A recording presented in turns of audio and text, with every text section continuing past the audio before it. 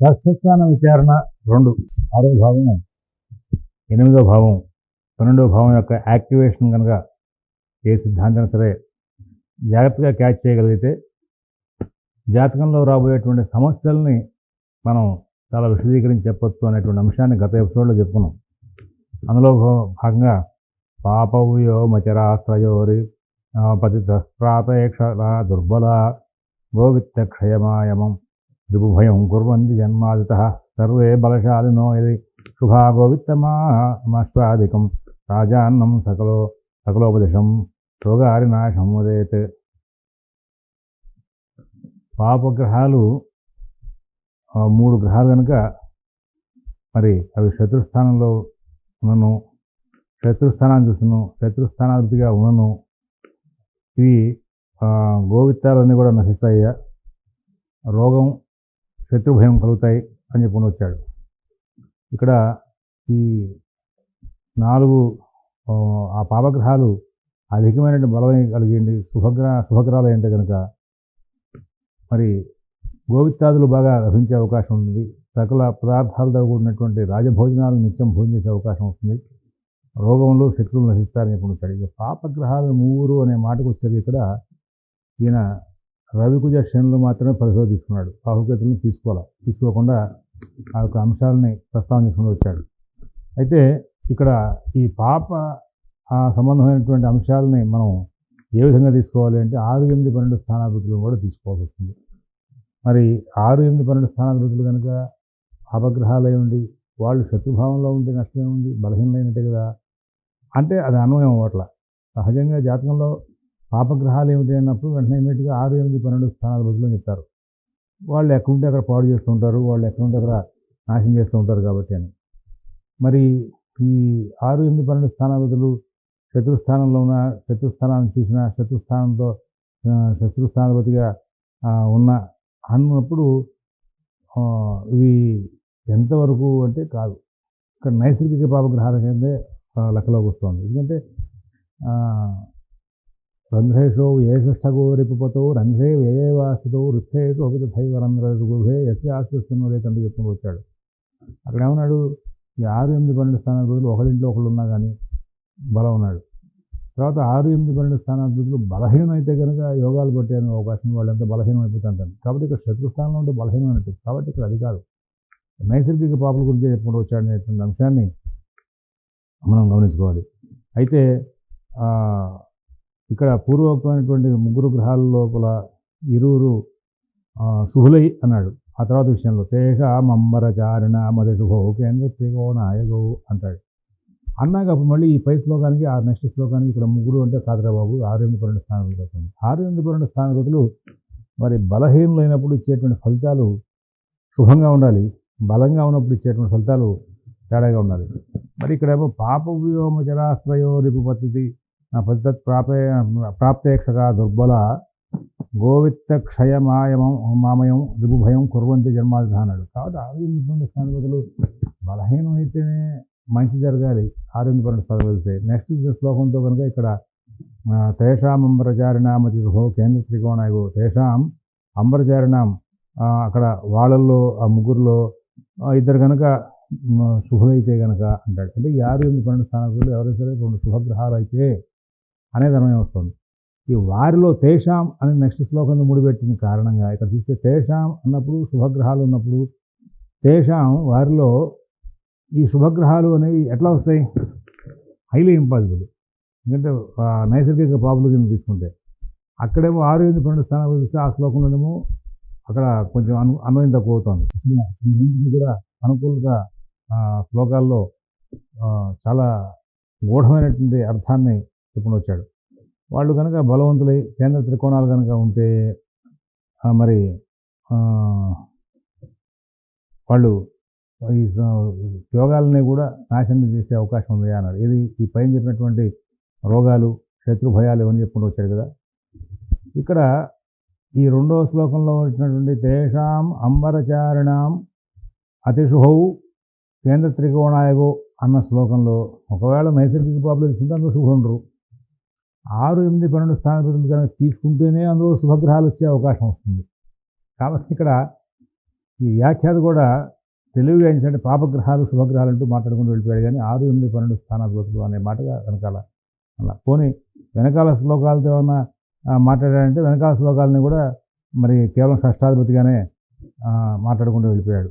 అందువలన ఇక్కడ ఈయన భావాన్ని మనం అర్థం చేసుకుంటే ఈ 2 శ్లోకాలని క్లబ్ చేసి ఒకే పాయింట్ని ఆయన మానసిక వ్యవస్థ మొత్తాన్ని కూడా ఇక్కడ ప్రవేశపెట్టిన దాంట్లో భాగంగా ఇక్కడ తేషాం అంబరచారణం అతిశుభో కేంద్ర త్రికోణాయగౌ ద్వావేదో బలిశాలను ఏది లఘు వ్యాధ్యాధనాశం రుణం అన్న విషయానికి మనం అన్వయం చేసి చూసుకుంటే ఇక్కడ 6, 8, 12 స్థానాధిపతుల్లో శుభగ్రహాలకి 6, 8, 12 స్థానాధిపతులు వచ్చే అవకాశాలు ఉన్నాయి అనేటువంటి కాన్సెప్ట్ని మనం అన్వయం చేసి ఈయన పై శ్లోకంలో పాపవ్యో మచరాస్త్రజో రిపుపతి ప్రాపేక్షదా దుర్బల ఓ విత్తక్షయమామయం రిపుభయం కుర్వంతి జన్మాల్ధ అన్నటువంటి శ్లోకానికి అన్వయం చేస్తే ఈయన పాపగ్రహాలు అన్నది 6, 8, 12 స్థానాధిపతులనే తీసుకున్నాడు, పాపాధిపతులనే తీసుకున్నాడు అనేటువంటి అంశం బయటకు వస్తుంది. అయితే పాపాధిపతులు శత్రుగ్రహాలుగా ఉన్నప్పుడు, శత్రు స్థానాలు ఉన్నప్పుడు, శత్రుక్షేత్రాల్లో ఉన్నప్పుడు వాటికి బలం తగ్గిపోతుంది. వాటి బలం ఎప్పుడైతే తగ్గిపోయిందో అవన్నీ కూడా యాక్టివేషన్ చాలా బాగా చేసుకొచ్చే అవకాశం వస్తుంది. కాబట్టి ఇక్కడ మనం ఏదో సంథింగ్ ఈ యొక్క శ్లోకాల యొక్క అన్వయం మనకి తేడా వచ్చిందనేటువంటి అంశాన్ని మనం గుర్తుపెట్టుకోవాలి. మరి పాపే లగ్నగతే సపత్మయుతే దేహవ్రణం దేహినాం పుత్రస్థే పితృపుత్రయో సుఖగతే మాతుఃకళత్రే స్త్రియ ధర్మస్థే సతి మాతులస్య సహజే తస్యానుజస్య వర్ణం లాభస్థే తదగ్రజస్య నిధనే జాతో ఉదాత్తో భవేత్. ఇది ఈ జాతక పారిజాతంలో మనకి గొప్పదైనటువంటి విధానం. షష్టాధిపతితో కూడుకుని పాపుడు లగ్నమంతు కనుక ఉంటే మరి ఆ జాతకునికి దేహమందు వ్రణాలు పుట్టే అవకాశం ఉంది అన్నాడు. అధిపతి పాపగ్రహాన్ని రెండింటి మిగులుగా చూపించాడు కాబట్టి అధిపతిగా షష్టాధిపతి పాపుడు పాపే లగ్నగతే సపత్మయుతే దేహవ్రణం దేహినాం. అక్కడ ఈ యొక్క షష్టాధిపతితో కూడుకుని అలాగే పాపుడు లగ్నమందు కనుక ఉంటే జాతకుడికి దేహమందు వ్రణాలు పుట్టే అవకాశం ఉందన్నాడు. పాపే లగ్నగతే సపత్నమయుతే దేహవ్రణం దేహినాం. అలాగే పుత్రస్థే పితృపుత్రయో పుత్రస్థానంలో కనుక ఉంటే తండ్రికి కుమారుడికి ఇద్దరికి కూడా వ్రణాలు పుట్టే అవకాశం ఉంది. సుఖస్థానం కనుక ఉంటే అది ఆ స్థానాన్ని అంశం చేసుకుని అక్కడ తల్లికి ఆ యొక్క వ్రణాలు పుట్టే అవకాశం ఉంది. కళత్ర స్థానంలో కనుక ఉంటే భార్యకి వచ్చే అవకాశం ఉంది. ధర్మస్థానం ఉంటే కనుక మేనమామకి వ్రణములు వచ్చే అవకాశం ఉంది. తృతీయ స్థానంలో ఉంటే కనుక మరి మన ఏంటంటే తృతీయ స్థానంలో కనుక ఉంటే సోదరులకి వ్రణములు కలిగే అవకాశం ఉంది. లాభస్థానంలో కనుక ఉంటే జ్యేష్ఠ భ్రాతకి వ్రణాలు వచ్చే అవకాశం ఉంది. అష్టమ స్థానంలో కనుక ఉంటే భ్రాతృయ్యే అవకాశం ఉంది అని చెప్పేసి వచ్చాడు. ఇక్కడ ఈ పాపగ్రహం షష్టాధిపతిగానే తీసుకుని షష్టాధిపతి అక్కడ ఇంకో పాపగ్రహంతో కూడా కలిసి లగ్నంలో ఉంటే తనకి పంచమంలో కానీ తండ్రి కొడుకులు ఇద్దరికి ఉంటాయని, ఇది ప్రాక్టికల్గా అబ్జర్వ్ చేస్తే షష్టాధిపతి ఏ భావం ఉంటే ఆ భావానికి సంబంధించిన వాళ్ళకి ఆరోగ్య సమస్యలు ఇస్తారని చెప్పుకుంటూ వచ్చాడు. మనం భావాత్తు లగ్నాత్తు దశానహత్తు ఈ చూసిన విషయాల్లో దీన్ని ఎంతవరకు మనకి సమంజసంగా తీసుకోవాలి అనే మాటను తీసుకొస్తే భావాత్తు లేదయ్యా, దశానాథుడు చేసే దశానాథుడిని లగ్నం చేసుకోవాలి అనేటువంటి సంబంధమైన మాటలు కొన్ని మాట్లాడుకున్నాం. అక్కడ కాలామృతంలో దశానాథుడికి అంతర్దశాలు షష్టాష్టకాలు అలాగే ద్వైద్వాదిశాలు అనేటువంటి మాటలను కనుక నువ్వు ప్రస్తావన చేసేటువంటి ఉద్దేశం నీకు ఉంది అంటే కనుక దశానాథుడిని లగ్నం చేసుకుని ఆ లగ్నంగా అక్కడి నుంచి ప్రారంభించి మిగతా గ్రహాలకి ఆధిపత్యాలు ఇచ్చి అప్పుడు దాంట్లో షష్టాష్ట ద్వైద్వాదిశాలు అనే మాటలు మాట్లాడుకొని చెప్పి ఉత్తరకామంలో వచ్చిన సూత్రం అన్ని చోట్ల అప్లికబుల్ అనేటువంటి అంశాన్ని తీసుకున్నాం. అయితే జాతకాన్ని స్టడీ చేసి చాలామంది ఏం చేస్తుంటే భావాత్తు 6 ఇంటూ ఉన్నాడు, భావాత్తు 7 ఇంటూ ఉన్నాడు అనే మాటలు మనకి చెల్లవు అనే మాటను దాన్ని ప్రస్తావన చేశాను. ఇక్కడ ప్రస్తుతం వరకు మనకి అటువంటి పాయింట్ ఇందులోకి రాలా. ఇంకా తర్వాత సందర్భాలు వస్తుంది. కానీ ఇక్కడ ఇప్పుడు ప్రస్తుతం మాత్రం ఈ యొక్క అంశంలో షష్టాధిపతికి డైరెక్ట్గా లగ్నాతో ఉన్న భావాలను ఆధారం చేస్తుంది. లగ్నాతో 4వ స్థానానికి తల్లి స్థానం కాబట్టి తల్లికి ఇబ్బందులు వచ్చే అవకాశం ఉంది. నవమం పితృస్థానం కాబట్టి తండ్రికి వచ్చే అవకాశం ఉంది. పంచమం కనుక ఉంటే అక్కడ తండ్రికి పుల్లాడికి ఇద్దరికి వచ్చే అవకాశం ఉంది. ఇలాగా దీన్ని ప్రస్తావన చేసుకొచ్చాడు. మరి తర్వాత అంశాలు ఏం చేస్తాడు, తర్వాత ఏం చేస్తున్నాడంటే భావం నుంచి భావాతు ఆధిపత్యాల మీద ఒక మాట్లాడే అంశాలు కొన్ని వస్తాయి. కలత్ర భావంలో ఆ అంశాన్ని ప్రస్తావిస్తాడు. అక్కడ కొంచెం కన్‌ఫ్యూజన్ స్టేట్ వస్తుంది. ఈ గ్రంథం యొక్క విషయాన్ని మనం శోధన చేసేటప్పుడు. ఇక్కడ ఈ వరుస షష్ఠ భావానికి సంబంధించిన శ్లోకాల్లో పాప వ్యోమచరాశ్రయో రిపుపతి సత్వ ప్రాప్తేక్షర శ్లోకానికి తేషామృగో కేంద్ర త్రికోణ శ్లోకానికి రెండింటికి కూడా క్లబ్ చేస్తే మొత్తం అంత విషయం అర్థం కాని విషయంగా వచ్చేసింది. దానికి దీనికి అన్వయం కుదరట్లేదు మాట నాకు చెప్పుకుని వచ్చాను. అలాగే ఇప్పుడు ఇక్కడ ఈ లగ్నం నుంచి షష్టాధిపతి ఉన్న స్థానాలను ఆధారం చేసుకుని ఆ స్థాన సంబంధమైన విషయాలుగా ఆరోగ్య విషయాలను ప్రస్తావన చేసేటువంటి అంశాలను ఇక్కడ ప్రస్తావన చేసుకొచ్చాడు అనేటువంటి అంశాన్ని ఉదాహరణ ఇక్కడ మీకు మాట్లాడుకుని వచ్చాడు. భానుర్మూర్ధ శశిముఖే వనిసుత కంఠే తు నాభే రథశ్చాంద్రి సూర్యనామయం ప్రకృతే నేత్రామయం భార్గవ మందో వాతమహిష్యకేతురుధ్రవ్యాధం బుధక్షేత్రగో లగ్నేశ శశిజేన వీక్షతయుతో గృహ్యావృణం యచ్చతి అంటూ ఇక్కడ మరొక ముఖ్యమైనటువంటి అంశాన్ని ప్రస్తావన చేసుకొచ్చాడు. ఏంటంటే సూర్యుడైతే కనుక శిరస్సు దగ్గర అనారోగ్యం వచ్చే అవకాశం ఉంది. చంద్రుడైతే కనుక ముఖం మీద వచ్చే అవకాశం ఉంది. కుజుడైతే కనుక కంఠం మీద వచ్చే అవకాశం ఉంది. బుధుడైతే కనుక నాభికి దిగువ స్థానంలో రోగాలు కలుగజేసే అవకాశం ఉంది. అలాగే బృహస్పతి రోగరాహిత్యాన్ని ఇచ్చే అవకాశం ఉంది. శుక్రుడు నేత్ర రోగాలను కలుగజేసే అవకాశం ఉంది. శని వాత రోగాలను కలుగజేసే అవకాశం ఉంది.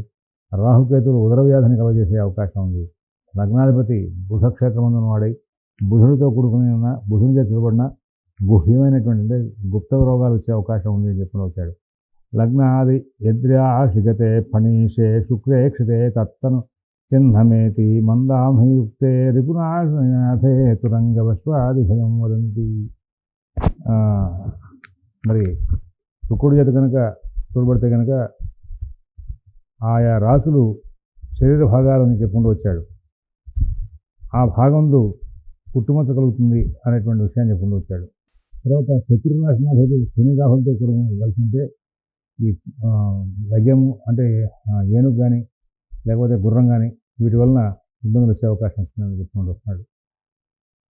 మరి లగ్నాధిపతి ఏ రాశిలో ఉండి శుక్రుడి చేత చూడబడను ఆ రాశులకి దేహభాగాలు చెప్తాడు. మేషాది మూర్ధ వదనం గళోరో హృత్కుక్షివాసో భృతలింగ గుహ్యం తతోరుజాను ద్వయమంఘ్రిపాదం పాపానుతం ఎత్తదుపైతి నాశనం అని చెప్పేసి సర్వార్థ చింతామణిలో చెప్పాడు.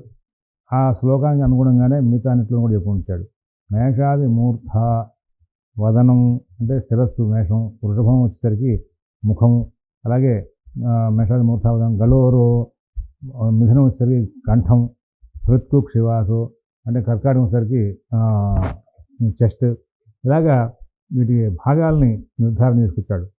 అలాగా లగ్నాధిపతి ఏ రాశి ఎందు ఉంటాడో చూసి ఆ రాశి సంబంధించిన అవయవాలు ఏం చెప్పడం చూసి మరి ఆ భాగమందు ఈ శుక్రుడి చేత చూడబడేటువంటి భాగాలు ఏమున్నాయో చూసుకుని దాని ఏ రాశులు ఉన్నాయో చూసుకుని దాని ప్రకారంగా శరీరం మీద పుట్టుమచ్చలు ఉండేటువంటి అంశాలను కూడా ప్రస్తావన చేసుకుంటూ వెళ్ళేందుకు మార్గాలు చెప్పుకుంటూ వచ్చాడు.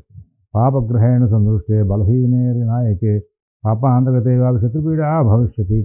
శత్రుస్థానాధిపతి బలహీనుడై పాపగ్రహాల చేత చూడబడిన పాపమధ్యమైన శత్రువుల వలన పీడ కలుగును అన్నాడు.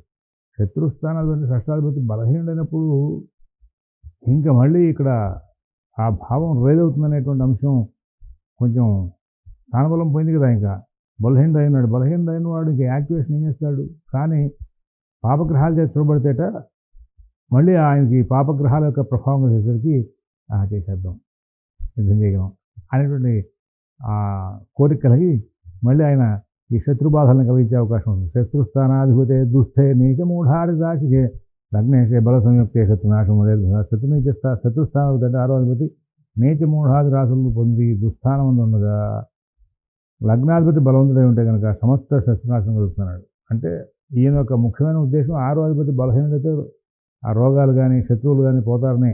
కానీ అక్కడ మళ్ళీ పాపగ్రహాలు కనుక మళ్ళీ ఆయన్ని చూస్తే ఆయనకి మళ్ళీ ఆ బలం చేకూరే అవకాశం వస్తుంది. అందువల్ల వెనకాల శ్లోకంలో పాపగ్రహేణ సందృష్టే బలహీన నాయకే పాపాంతర్గతే వాపి శత్రుపీడ భవిష్యతే అని చెప్పుకుంటాడు. ఇక్కడ ఈ శత్రుస్థానాధిపతి బలహీనుడై పాపగ్రహాలు చూడబడిన పాప మధ్యగతుడైనా కానీ శత్రువుల వలన పీడ కలుగుతోంది అని చెప్పి షష్ఠే గోపురాంశాదో దివాకరనిరీక్షే లగ్నేశే బలపూర్ణే జ్ఞాతీనాముపకారకృత్. షష్టాధిపతి గోపురాది విశేష సమయంలో ఉండి సూర్యుడు చూడబడుతుంది కనుక లగ్నాధిపతి సంపూర్ణ బలవంతుడు కనుక అయితే ఈ జ్ఞాతులకు ఉపకారం చేసేటువంటి లక్షణాలు ఉంటాయా ఈయనకి ఏం చెప్పి చెప్పుకుని వచ్చాడు. ఇక తర్వాత అంశాలని రేపటి రోజున మరొక ఎపిసోడ్ చూద్దాం. స్వస్తి.